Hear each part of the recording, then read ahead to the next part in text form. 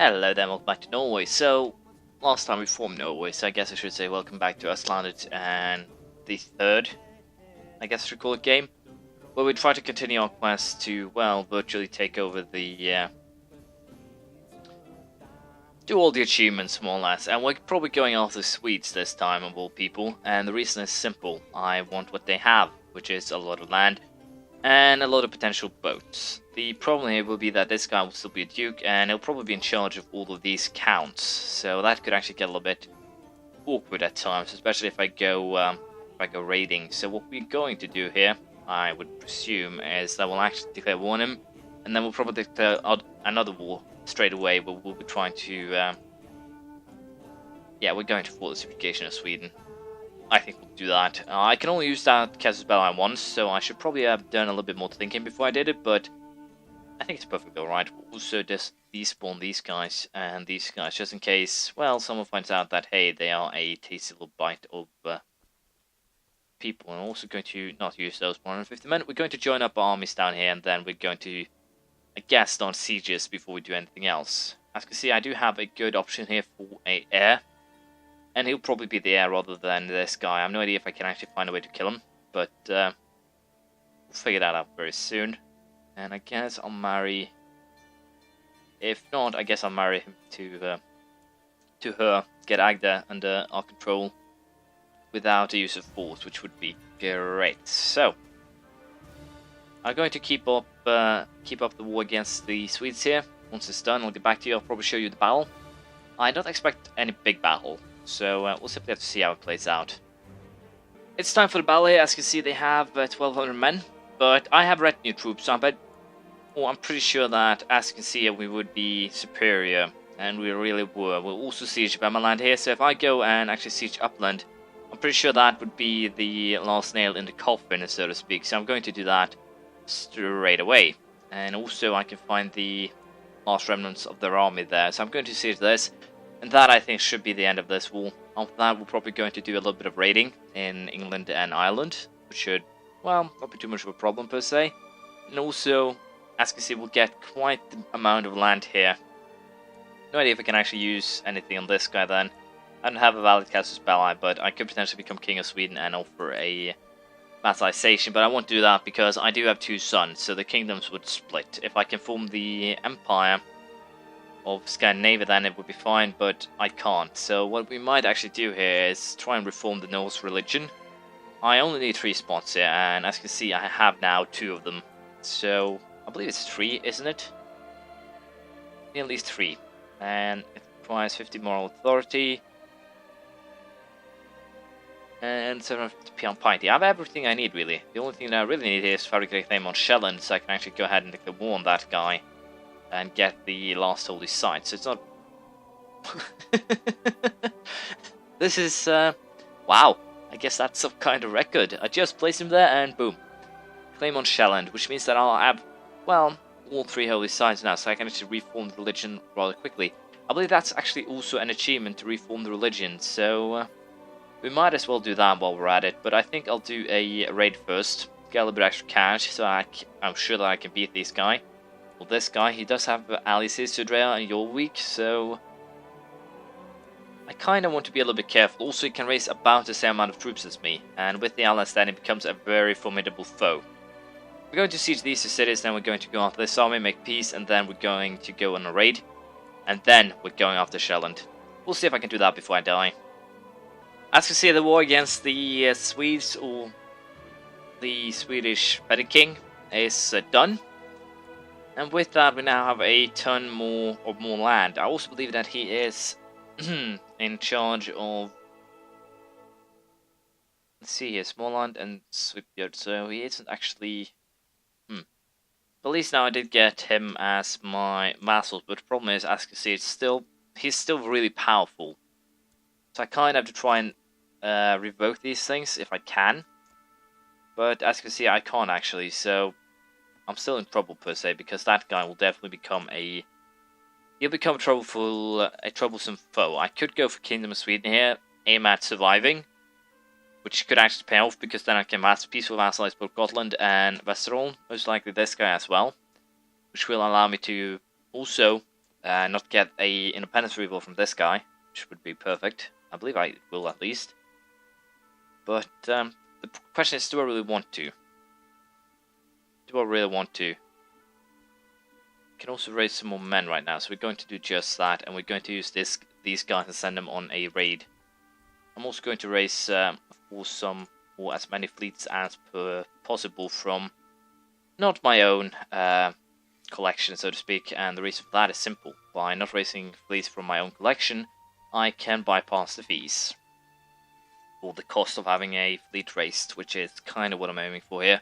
But yeah, we'll do a couple of raids now, and see if that works out. If I'm lucky, I will be able to make the Swedes not my enemies, but we'll see how it plays out. For now, I'll go off to raid for Ireland, I think. So, the genius Sunny became or the quick one, became a brilliant strategist, just like his brother here. So both of them are geniuses when it comes to military, but this one is a little bit better overall, I dare say. So we're going to try and get Solvi here to become the heir, I think. And other than that, I'm a little bit unsure what I really want to do. I'll probably grant him a title down the line, but for now we are still in the process of doing some raids. More or less here, we are raiding. I have raided the entirety of the British Isles so far, and the British Isles are starting to look a little bit scary, to be perfectly honest. Sjælland, Jorvik, Crusader. I think it's going to fall to our kind, or the Norse rulers, so to speak, so that's not really that interesting. But Denmark has formed, and the King of Sjælland has rated that. We are going to clear war on him, I think, once we're back. The reason why I have so little money is because I've commissioned a runestone for, well, a little bit of extra prestige and things like that. And I've also gone ahead and up my retinue, as you can see. There's 1,000 more men now. It's not a 500-man army, it's actually a 1,000-man army. So we do have some more men that we can use if we have to. So that's good. That should probably be a little bit beneficial at the very least. And we're also going to keep on looting until we have 400 gold. Then we're going home, and then we're going for, as I said, the war against Denmark to get Sjælland, and then we're going to reform the fate. And that is probably what I'll be doing this episode. Then I guess we'll just keep on growing our land. Is this actually Norse land? It is, which is even more surprising. As you can see, the Norse rulers have actually started taking quite a lot of land everywhere. We have Norse here, we have Norse Nantes, we have a couple of Norse rulers up here as well. So things are definitely starting to look interesting. I'm a little gross suspicion that it might have gone a little bit over the top with the boosting of the Norse rulers in some patch. Or it's just weird here. We'll see. So the first raid is over. We got 375 gold, and with that I also fulfilled my ambition to amass wealth, which is great. There is a little bit of a problem though, and that fact is that Denmark is growing, Sjælland has grown as well, so already said. And with that, I'm kind of contemplating to wait until I can actually get the next level of military organization tech, but it's still a way to go there. So, what I've opted to do instead is actually fabricate a claim on Neapolis, and there's a couple of reasons for that. First of all, I'll have a base then in this area that I can operate from, basically as a forward raiding space, I guess you could call it. And that will allow me to do a couple of, well, I guess I could say interesting things. So what we're going to do is actually declare war on Neapolis. Pretty sure it doesn't have any. He has one ally, the Duke of Barcelona, which, to be perfectly honest, doesn't pose a threat at all. This guy, no idea where he actually is at, to be perfectly honest. He owns the county of Menorca, so yeah, not anything to fear. So I'm going to use Neapolis as a forwards operation base for, well, can actually just use Conquest, but I do have a claim, so might as well just use that. Why the hell I actually waste money on a claim is kind of, well, I can't actually make a good reason as to why I would do that. Just kind of bad. But I guess we will move our troops down there and we'll do a little bit of raiding, or more raiding. I'm also kind of unsure if I want to reform the religion, because then I'll have to, or people won't like me using their ships. But I think that should be all right. I'll simply have to try and alternate. Should be fine, really. Getting a lot of cash will also be beneficial. So I'll be sending, as I said here, this 4,000-man army down south to take the take the county and use that as my forwards operation base. That'll also allow me to try and steal the Pope from the papacy and get holy smoke. We'll see if that works out or not. But for now, we'll send my troops down to Italy and well, set up my forwards operation base as per the plan.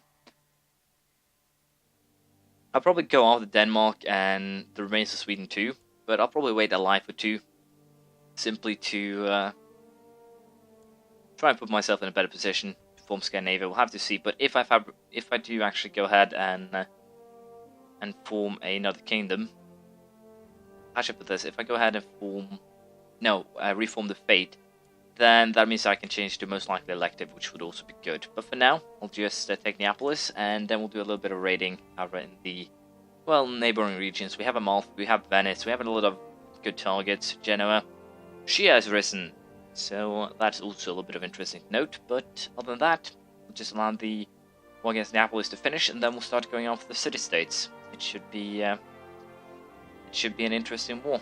We'll see how it plays out.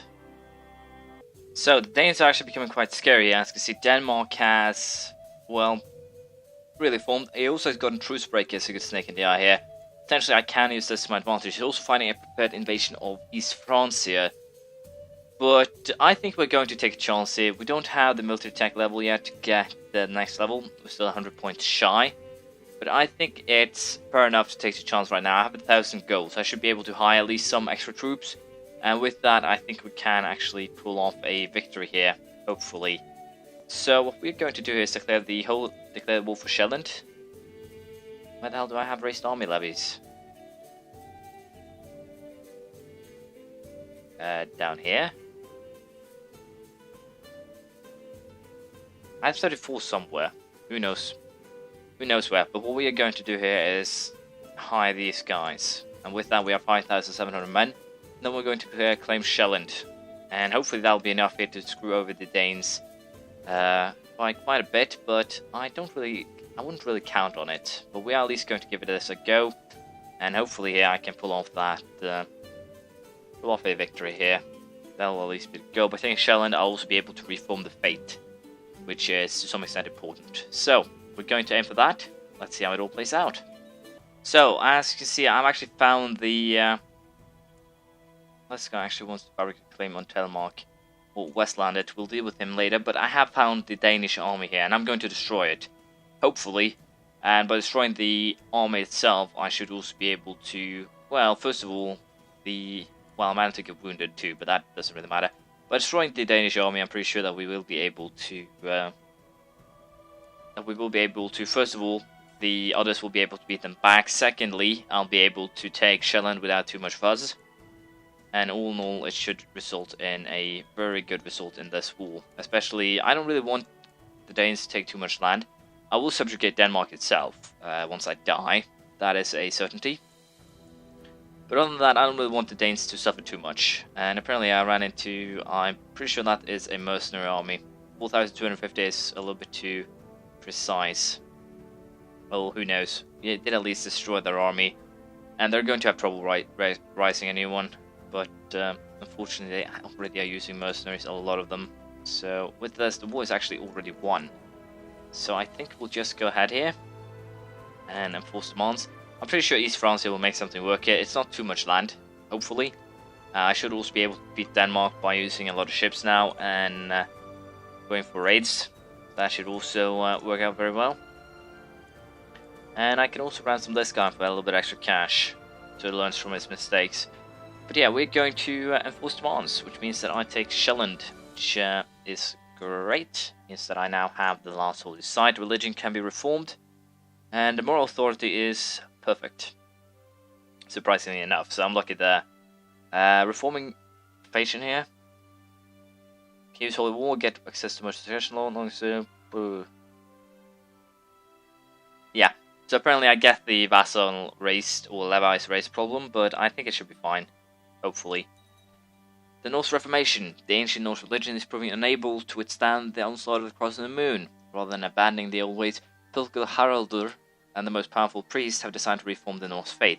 With codified right, a holy scripture, and a strict church hierarchy under a single leader, they hope that the reformed Norse faith is better armed to fight back against the weak and effeminate foreign beliefs for Thor. I'm kind of wondering what will happen now if I convert. If I'll still be filthier, or if I won't. It would be kind of interesting to know. There's still some Zoroastrian rulers, so if I can just arrange a marriage here, hopefully. If I fabricate a claim or get closer, can I use my...